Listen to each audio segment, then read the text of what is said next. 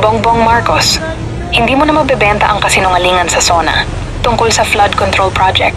Dahil buong Pilipinas lumulubog na sa baha, hindi mo na kayang linlangin ang sambayanan dahil kalikasan at ang Diyos na mismo ang naglabas ng katotohanan. Hindi yan gawa ng oposisyon. Yan ay parusa sa mga kasinungalingan mo. Drug-cleared barangay daw, pinagyabang ni Claire Castro sa media, pero nang hingan ng ebidensya, walang ipinakitang listahan ng mga barangay at address. Si Eden Santos ng Net25 mismo ang naglantad. Fake news ito. Panluloko sa taong bayan para sabihing may nagagawa. Shabu na lumutang sa dagat? Seryoso?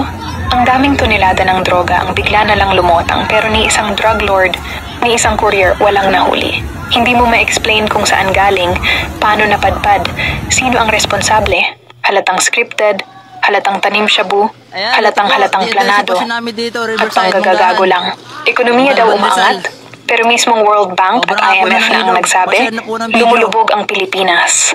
Palala ng palala ang utang, tumataas ang presyo ng bilihin, walang trabaho, at halos walang dayuhang mamumuhunan ang pumapasok. Crime rate bumaba, pero sa Global Index, top 1 ang Pilipinas sa most dangerous country sa Asia. Mga mamamayan takot lumabas. Holdapan sa kalsada, rape, riding in tandem, at summary killings kaliwat kanan. Proyekto, puro groundbreaking. Laging may photo op, laging may ribbon cutting, pero pagkatapos noon, wala nang nangyayari.